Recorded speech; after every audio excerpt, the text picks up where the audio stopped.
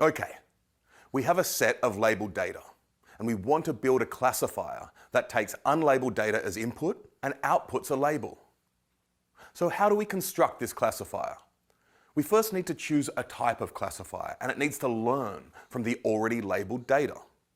For this reason, we call the already labeled data the training data. So now let's build our first classifier.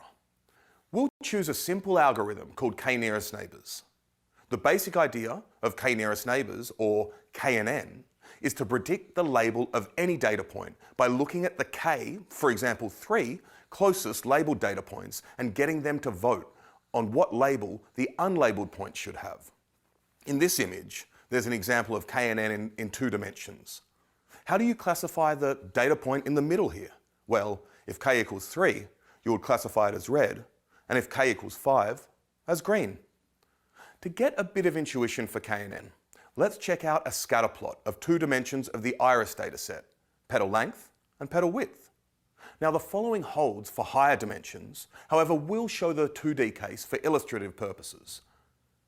What the KNN algorithm essentially does is create a set of decision boundaries, and we visualize the 2D case here. Any new data point here will be predicted setosa, any new data point here will be predicted virginica, and any new data point here will be predicted versicolor. All machine learning models in scikit-learn are implemented as Python classes. These classes serve 2 purposes. They implement the algorithms for learning a model and predicting, while also storing all the information that is learned from the data.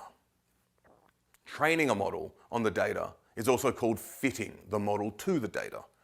In scikit-learn, we use the fit method to do this.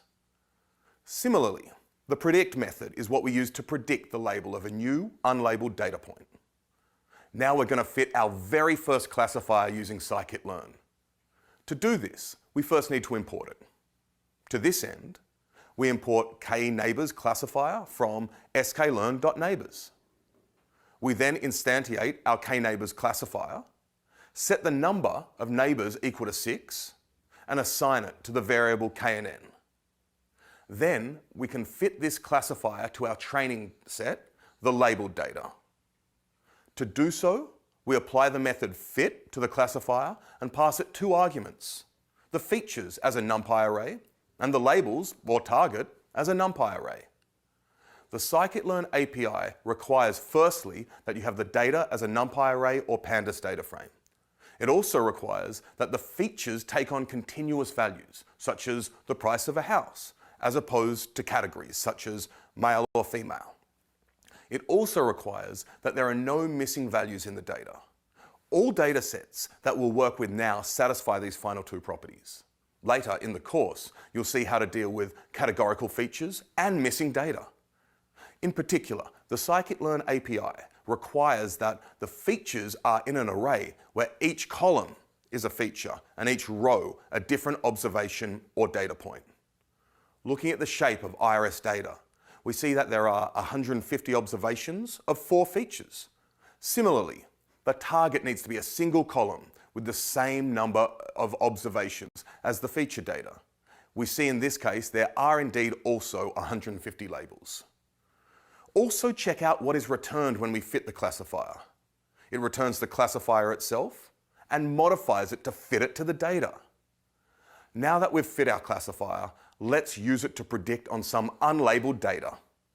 Here we have a set of observations x new. We use the predict method on the classifier and pass it the data. Once again, the API requires that we pass it the data as a numpy array with features in columns and observations in rows. Checking the shape of x new, we see that it has 3 rows and 4 columns. That is 3 observations and 4 features. Then we would expect calling knn.predict of x new to return a 3 by 1 array with a prediction for each observation or row in x new. And indeed it does. It predicts 1, which corresponds to versicolor for the first 2 observations, and 0, which corresponds to setosa for the third.